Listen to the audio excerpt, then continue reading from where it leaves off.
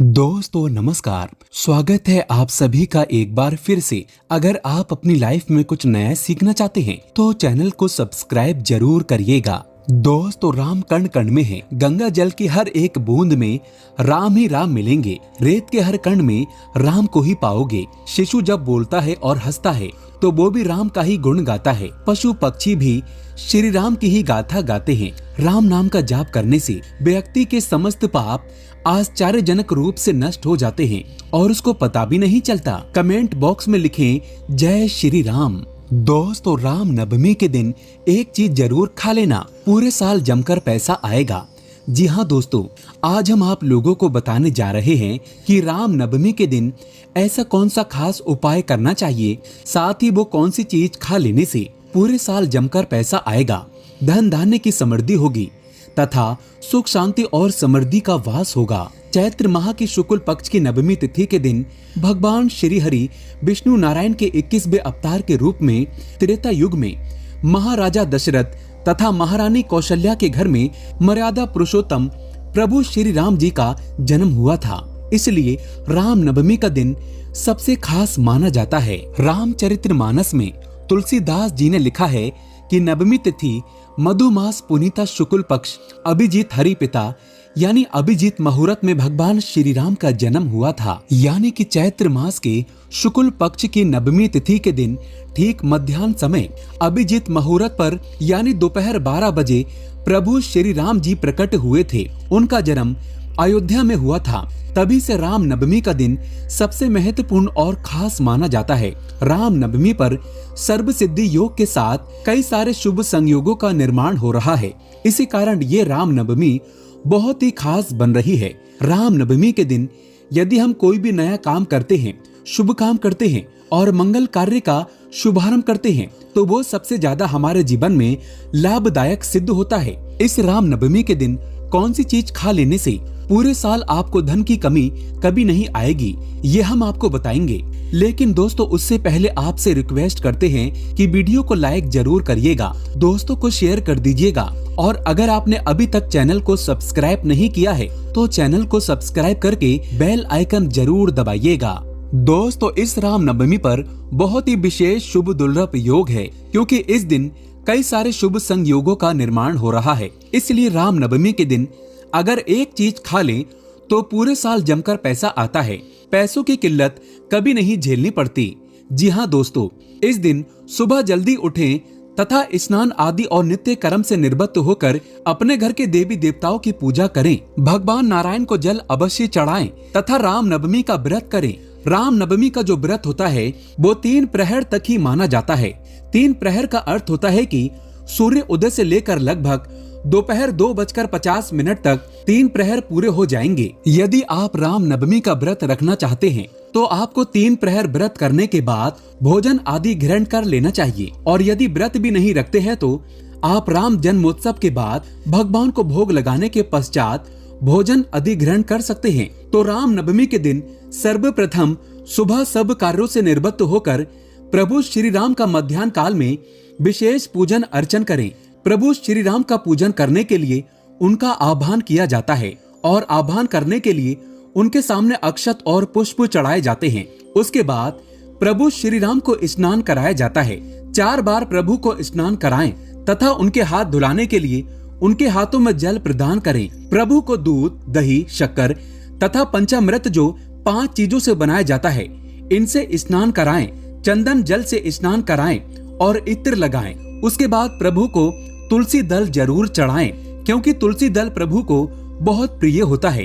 उसके बाद अक्षत और पुष्प माला चढ़ाएं और प्रभु श्री राम को अनेकों प्रकार के सुगंधित इत्र आदि अर्पण करें। उसके बाद प्रभु को सुंदर सुंदर वस्त्र धारण कराएं। अच्छे प्रकार से प्रभु का श्रृंगार करें।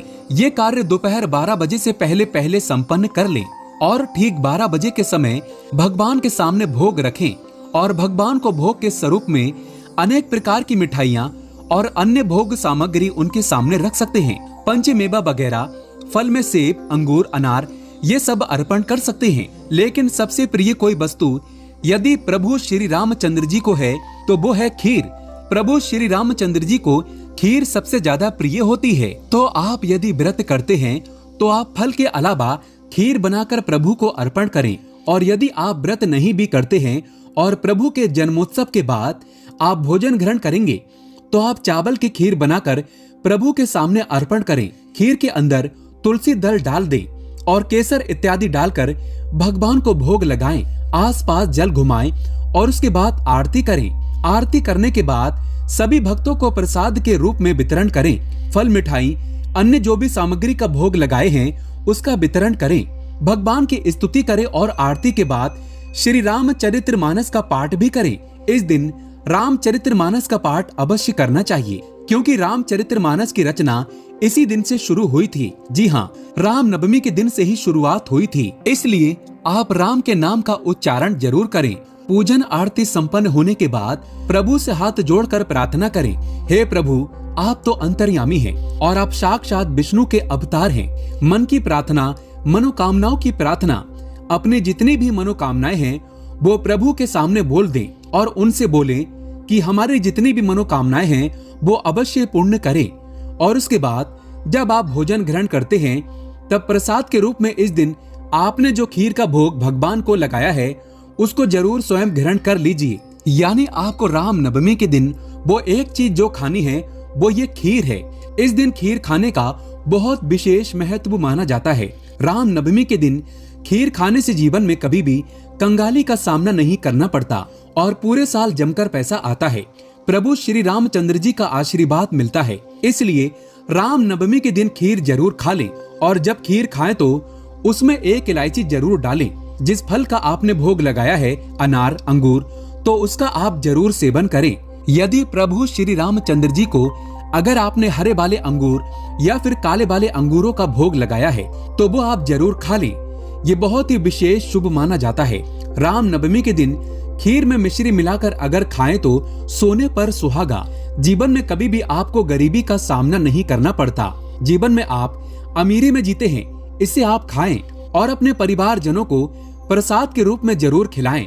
पूरा परिवार इस खीर को अवश्य ग्रहण करे क्योंकि प्रभु श्री रामचंद्र जी को खीर सबसे अधिक प्रिय होती है। और जो चीज प्रभु श्री रामचंद्र जी को प्रिय है, अगर वो चीज राम नवमी के दिन आप खा लेते हैं तो पूरे साल जमकर पैसा आएगा। पैसों की किल्लत कभी झेलनी नहीं पड़ेगी। दोस्तों, इस बार की राम नवमी के दिन विशेष शुभ दुर्लभ योगों का निर्माण हो रहा है, तो वही कई सारे राजयोग भी बन रहे हैं। कई सारे ग्रहों का त्रिगेही योग बन रहा है। कई सारे राजयोग और धन योग का निर्माण हो रहा है। सर्वार्थ सिद्धि योग का भी निर्माण हो रहा है। इतने सारे शुभ योग, राजयोग और धन योग के निर्माण के चलते अगर राम नवमी के दिन आप ये एक खीर खा लें और काला वाला या लाल वाला अंगूर खा लें और अगर वो नहीं मिला तो हरा वाला अंगूर भी खा लें तो पूरे साल जमकर पैसा आएगा। पैसों की किल्लत कभी आपको झेलनी नहीं पड़ेगी। दोस्तों, ये एक चीज खा लेने से जीवन की समस्त मनोकामनाएं पूर्ण होती हैं और भगवान का सीधा सीधा आशीर्वाद आपके जीवन में मिलता है। आपको किसी भी प्रकार की कोई किल्लत नहीं झेलनी पड़ती। तो दोस्तों, इस बार की राम नवमी के दिन ये एक चीज आप जरूर खा लें, फिर देखिए कैसे चमत्कार होता है। प्रभु श्री रामचंद्र जी आपके जीवन में धन का अंबार लगा देंगे। माता लक्ष्मी जी आपके घर में सदैव वास करेंगी। माता लक्ष्मी फिर कभी आपके घर से नहीं जाएंगी क्योंकि राम नवमी के दिन ये चीजें खाने से विशेष शुभ माना जाता है। आप चाहे तो इस दिन साबूदाने की खिचड़ी बनाकर खा सकते हैं और ध्यान रखिए इस दिन सुबह शाम दीपक जरूर जलाइए और उत्सव मनाइए, जश्न मनाइए। प्रभु श्री रामचंद्र जी की भक्ति में लीन हो जाइए और इस दिन आप गरीबों को दान जरूर करिए और जो चीज आप खाएंगे वो जरूर आप अपने परिवार जनों को भी खिलाइए। इस शुभ मुहूर्त में दुर्लभ राजयोग और धन योग बनने के कारण ये कुछ चीजें आप जरूर खाएं। इसके साथ ही आपको अगर बेल का फल मिल जाए तो उसका राम नवमी के दिन प्रभु श्री रामचंद्र जी को जरूर भोग लगाएं। प्रसाद के रूप में उन्हें अर्पित करें। उनके फोटो के सामने या उनकी मूर्ति के सामने रखें। और अगर आप बेर का फल अर्पित करने के बाद प्रसाद के रूप में खा लेते हैं तो जीवन में कभी भी कंगाली का सामना नहीं करना पड़ेगा। जीवन में जमकर पैसा आएगा और जीवन में हर तरह की सुख सुविधाएं प्राप्त होंगी। तो दोस्तों, राम नवमी के दिन आपको खीर जरूर खा लेनी है और राम नवमी के दिन आप अगर बेल का फल, जो कि आजकल के समय में आपको जरूर मिल जाएगा, तो आप उसको खरीद कर ला सकते हैं और ये गांव में तो आसानी से मिल जाता है। तो बेल का फल तोड़ कर लाइए, प्रभु श्री रामचंद्र जी को जरूर अर्पित कीजिए और उसे फोड़कर प्रसाद के रूप में आप खा लीजिए। अपने घर के सदस्यों को खिलाइए, फिर देखिए कैसे चमत्कार होता है। आप जीवन में सुख, समृद्धि, वैभव सब कुछ प्राप्त करते नजर आएंगे। धन का अंबार लग जाएगा। दोस्तों, अगर आप श्री राम से प्यार करते हैं तो कमेंट बॉक्स में जय श्री राम जरूर लिखेंगे। आज के लिए बस इतना ही। दोस्तों, अगर आपको ये वीडियो पसंद आया हो तो वीडियो को लाइक करिए, दोस्तों को शेयर जरूर करिएगा और चैनल को सब्सक्राइब करके बेल आइकन जरूर दबाइएगा ताकि आने वाला नॉलेजेबल वीडियो आपको सबसे पहले मिले। धन्यवाद।